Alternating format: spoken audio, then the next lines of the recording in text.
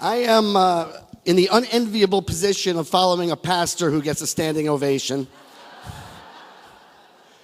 And you really didn't have to do that, because the great thing about religious folks, about Christians, is even if you didn't, he'd have to forgive you. I'm also in the unenviable position of preceding Dinesh D'Souza, which means I'm standing between you and what you really want to see.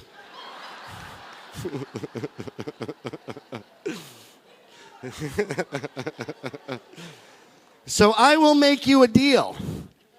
The more you love me, the shorter I will do.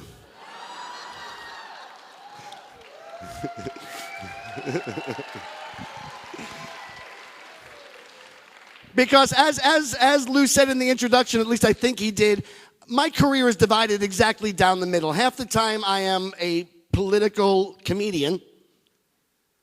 Half the time I'm a rather serious political pundit, which means that if I decide this evening to do my comedy, or this afternoon, I might be unholy, which will anger the pastor.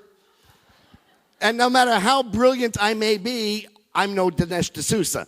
So where do I go from there? Let me tell you, the mandate that I've been given is to discuss a call to action. What it is that we can do. After this entire day of hearing the wrongs of the left chronicled, what is it that we can do? And the answer is everything. Everything. This is war, folks.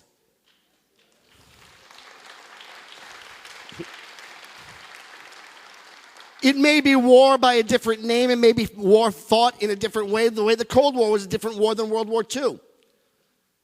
And I think World War II, and some people spent their time building the atomic bomb. You don't have to do that.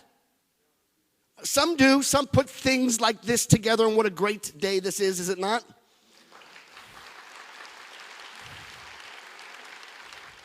And some say we're just preaching to the choir. I've got nothing against preaching to the choir. Just because you know the tune doesn't mean you understand the gospel. And take from what you've learned and take it out in the field, because what we need to do is to be the media. They own the mainstream media. They can hit 1 million people at once with their lies. We have to be 1 million people telling one person the truth, one at a time.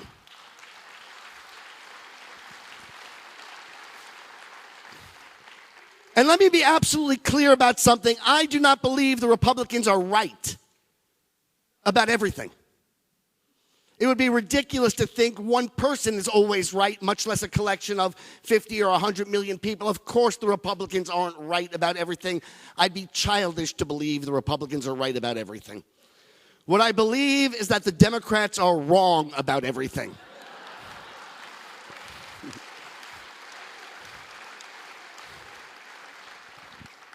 And there's a reason for it, and it's not because they're stupid in the typical sense. This is something that I had to think through, because I grew up on the left. All right, I wasn't an intellectual liberal.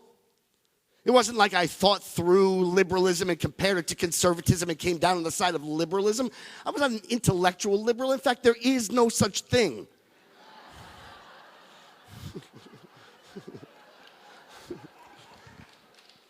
I knew growing up what every liberal knows: Democrats are good and Republicans are evil. Right? It's almost Rain Man ideology. Democrat good, Republican evil. I don't like evil. Evil's not good. Democrats like peace. Republicans like war. I don't like war. War's too loud. Democrats like air. Republicans don't like the air. They pollute the air. I like air. You know, Lou was asking, are they evil or are they stupid? And the answer is many are both or either. But then there are a whole bunch in the middle who have just never heard from a conservative what a conservative believes.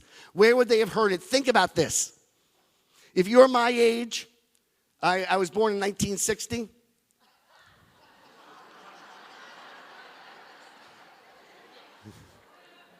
Are you doubting me, or are you just laughing at a joke you just remembered because you're older?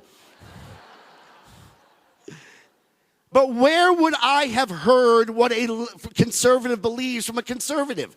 Not from my liberal rabbi, not from my liberal entertainers, not from the liberal news programs. Think about this. There are three mediums, and yes, I know that's the wrong way to say the word. I prefer to say mediums. It just sounds better to me. There are three mediums that the liberal hates. Fox News, the internet, the blogosphere, and conservative talk radio.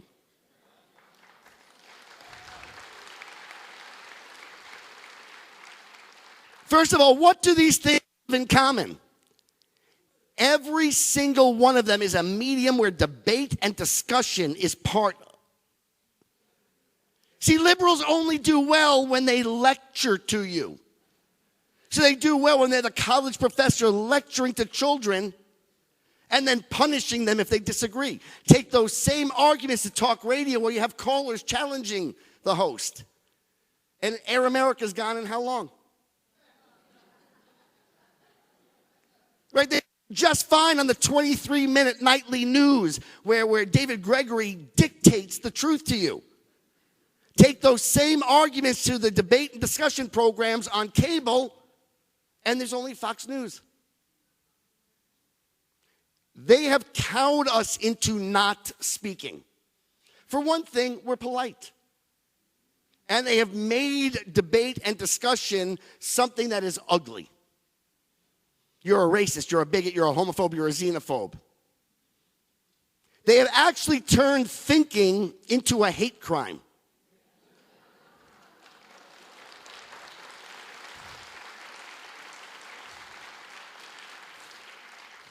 The concept behind this is that anything you believe, anything I believe, anything anybody believes, is going to have been so tainted by your personal prejudices.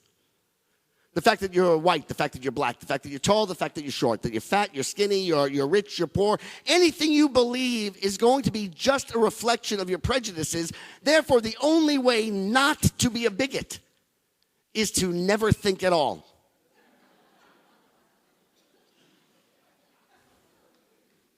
So it's not that the liberal is stupid, it's that he has made thinking into something that he will not engage in.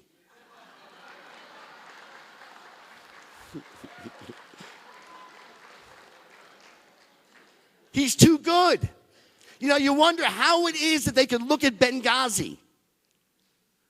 All right, look at this well-timed, well-armed, well-coordinated mass murder, a visiting diplomat on the anniversary of 9/11 and conclude it's because of a YouTube video from 6 months ago. You'd have to be a moron.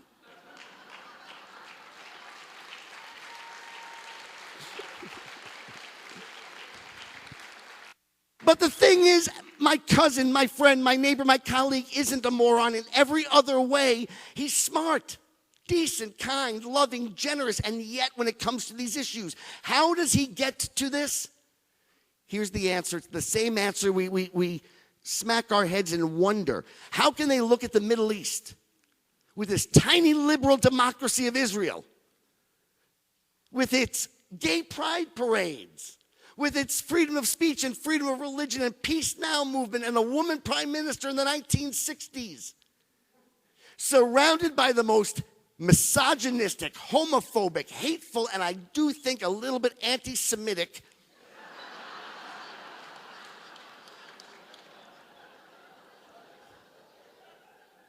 and conclude that the problem in the Middle East is that a Jew built a house in Jerusalem.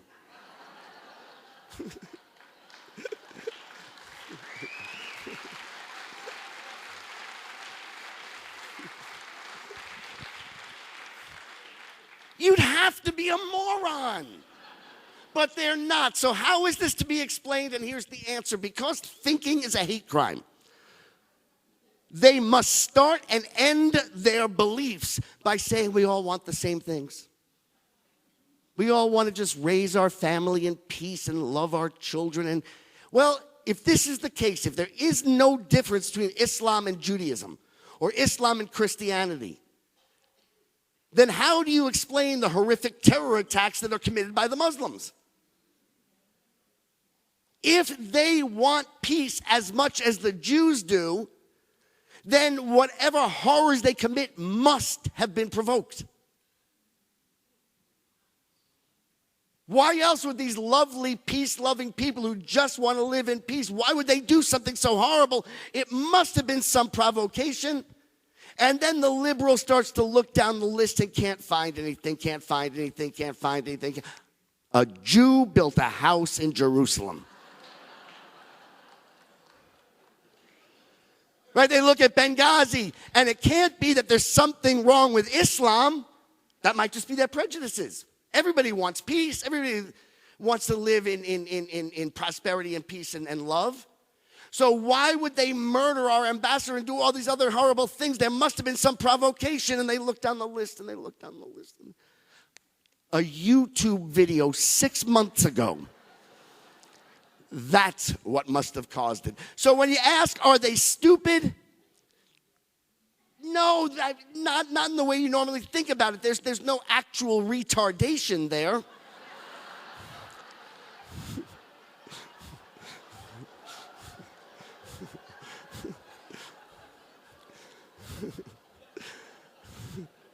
Well, maybe my cousin, but it is a conscious choice not to think. So is that a subtle difference? Is that too subtle? And by the way, I'm not the only one who recognizes that liberals are morally and intellectually retarded at the age of 5. All right? There's a reason that it's 5, by the way, and that doesn't mean they aren't articulate. It's just as Thomas Sowell would say, articulateness is a certain verbal nimbleness that allows them to elude all fact and reason. All right? It's not that they're not marvelously clever. I work in showbiz. I'm in the entertainment industry. They are marvelously clever. But in the words of, I'm going to forget who it is. I'll try to remember before I'm done. But it's a cleverness used to make us all stupid. The problem is that at the age of 5, they enter the kindergarten classroom. And that's when the liberal teaching establishment gets their hands on our children and tells them that it's a hate crime for them to think that every child must get a cookie. No child may have 2 cookies. If somebody has 2 cookies, they must have stolen it from the other person, or if you have a cookie, you didn't build it.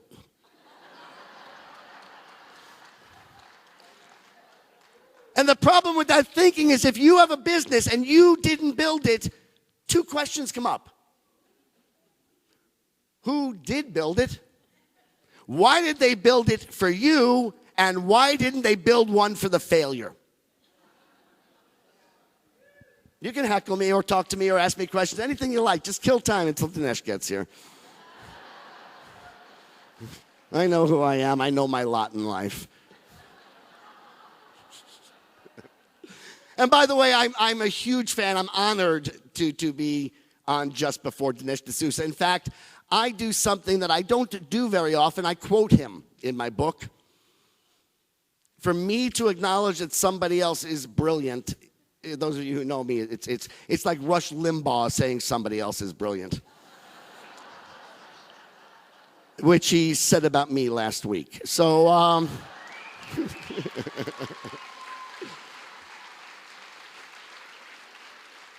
So Dinesh says that, I want to get this right, he says the multiculturalist, and I have a different word for them, I call them the modern liberals. Thomas Sowell calls them those with the unconstrained vision. The multiculturalist must become a de facto apologist for evil, for tyranny. After all, how do you explain the tyranny of the Muslim world if every culture is equally good and equally?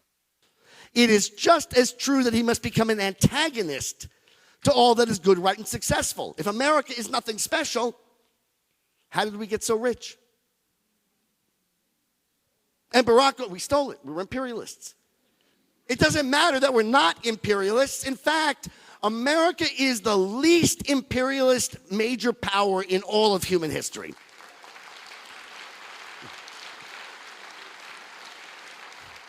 Right? Think about this. When Nazi Germany was a superpower, they tried to take over the world.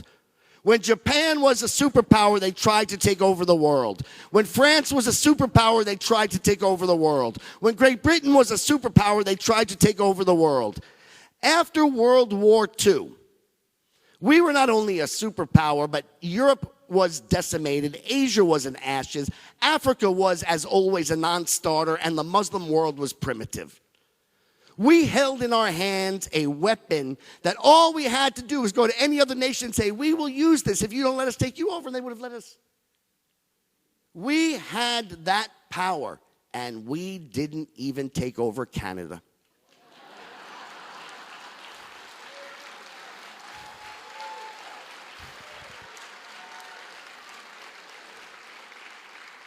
Whenever we do something good, they must find an evil reason for it. So they say we invaded Iraq to steal their oil.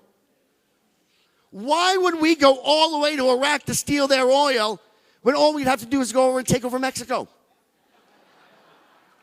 They got plenty of oil, and it would be easy to do. There's nobody left there.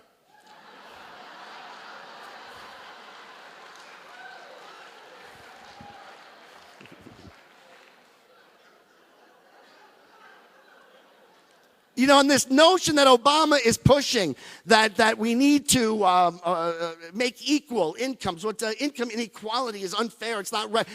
And they extend this to nations as well. So America, they claim we use, the reason that we're wealthy and Africa is poor is because we use 2/3 of the world's energy. And I say, of course we do. We have plugs.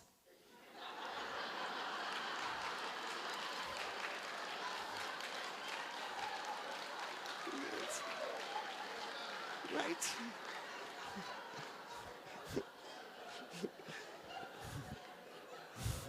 We have things to plug into those plugs. And the reason we have things to plug into those plugs is not because we stole it from the Sudanese. We don't have cable because we stole it from the Sudanese. All right, and the Sudanese don't have cable, not because we stole it from them.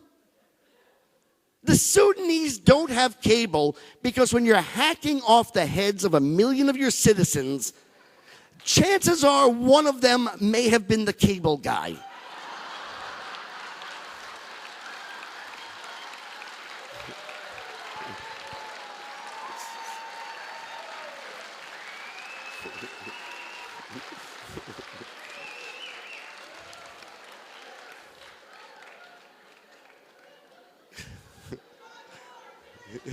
Yeah, thank you.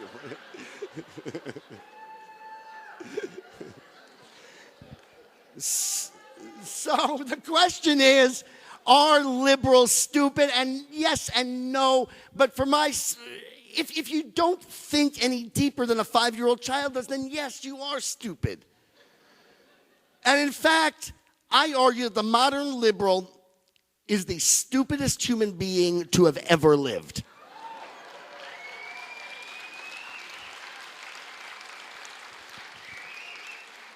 How much stupider can you be than not only always wrong, but as wrong can be?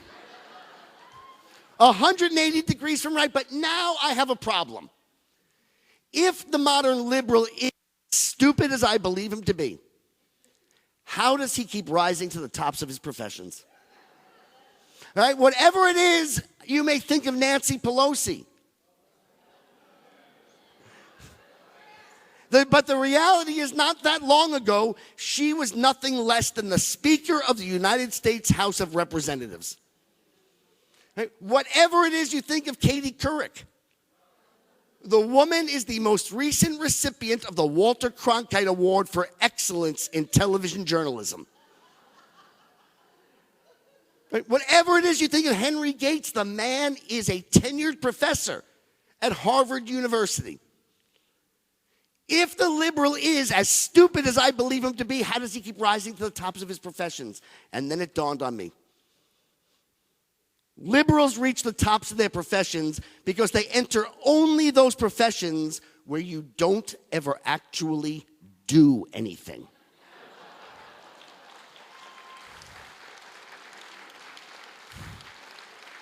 They don't build, they don't make, they don't construct, they don't manufacture, they don't repair, they don't sew, they don't mend. Every single profession that we associate with liberalism is all talk, but no action. And the thing is, when you don't do anything, you don't need to know what you're talking about.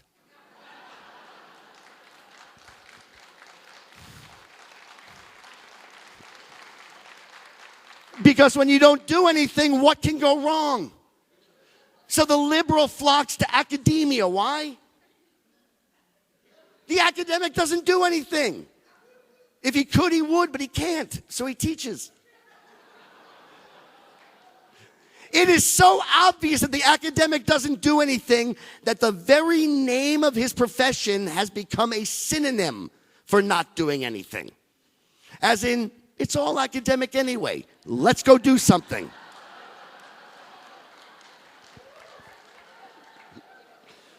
The job of the academic is for somebody who doesn't do anything to lecture to children who don't do anything about the people who do things and did things and the things that they did and they do. The liberal flocks to journalism. Why? The journalist doesn't do anything. It is so obvious that the journalist doesn't do anything that you could remove his body and he'd still be able to do his job, which is why they're called talking heads.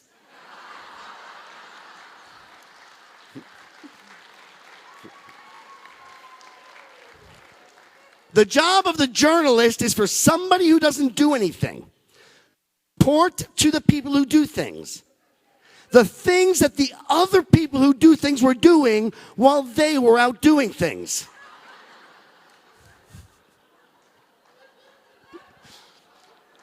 Why do you think the news was always on at 6 o'clock? Because that's when the people who do things came back from doing those things. The liberal flocks to government. Why? The government doesn't do anything. The job of the government is for people like Barack Obama, and I want to thank him for being here.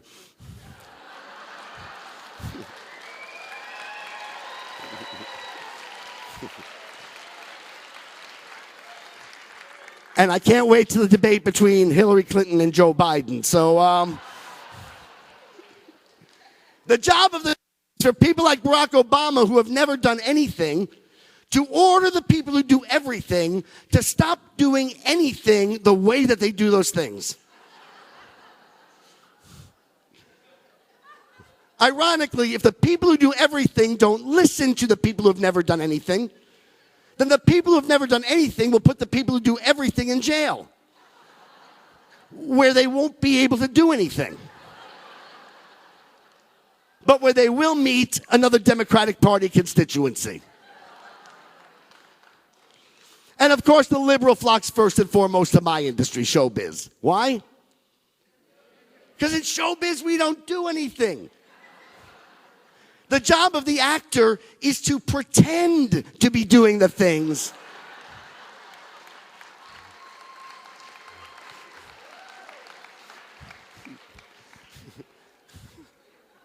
The actor is all talk but no action, which is interesting because in order to get the actor to start talking, the director yells action.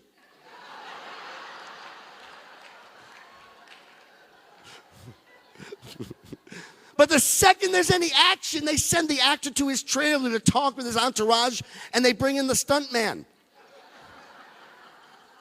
Now in Hollywood, virtually every stuntman is a conservative. Why? Because they do things, and when you do things, your actions speak for themselves. It is generally acknowledged that of all the people who don't do anything, the smartest is the stand-up comedian.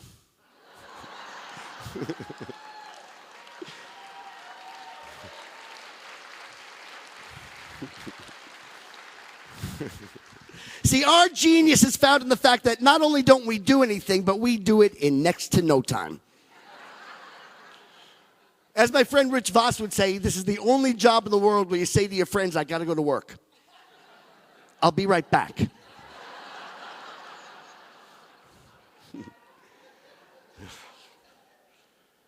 All right, guys. I was actually asked to just speak a little bit about what it is you can do, and here's what I want you to do. The red light is on, and I know you guys want the Nishna Sousa because you've been very, very quiet. But you'll make it up to me by buying my book, right? All right. I have a program I call Adopt a Democrat. All right, find one person in your life who you know is not a brain-dead liberal, who has just never heard what it is conservatives believe from a conservative. And I call it Adopt a Democrat because it's very much like adopting a child. They are children. They truly are children. They know that they're children. They do. It's why they have a book called Everything I Need to Know I Learned in Kindergarten. It's why Jimmy Carter doesn't call himself James.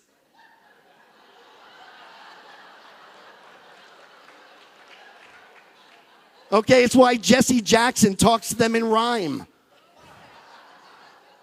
So you find somebody in your life, because I've got to tell you, they truly do hate us.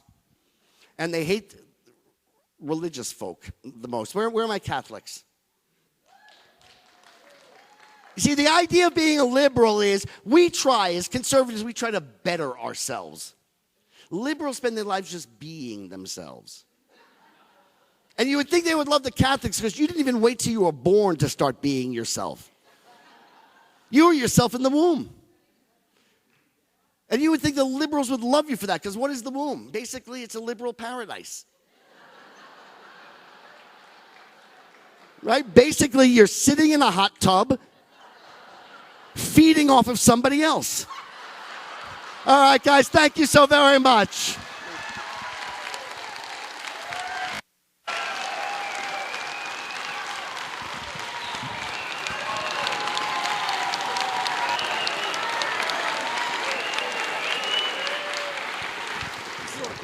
He does nothing, and so do I. But we know we do nothing, which is why we actually prefer small government rather than somebody who thinks they're smarter than we are telling us what to do. Because at every level, the decision should be made at the lowest level possible. If you have a problem, the first place you turn to solve it is to yourself. Can I better myself in some way? Do I need night school? Should I make a sacrifice? If you can't, you turn to your friends and your family. If they can't, you turn to your community, your church, and your civics group. If they can't, then maybe you turn to government, but at the local level. Why? Very simple. You have 100% knowledge of yourself. Your friends and your neighbors have good knowledge of you. They know if their money is being spent on buying you drugs or on somebody who's hit hard times and just needs a hand up. The further you get away, all the way to Washington, D.C., they have zero knowledge of you. 2, you have 100% consequences to being right or wrong. When you get to Washington, D.C., they have zero consequences. Zero knowledge and zero consequences is bad math.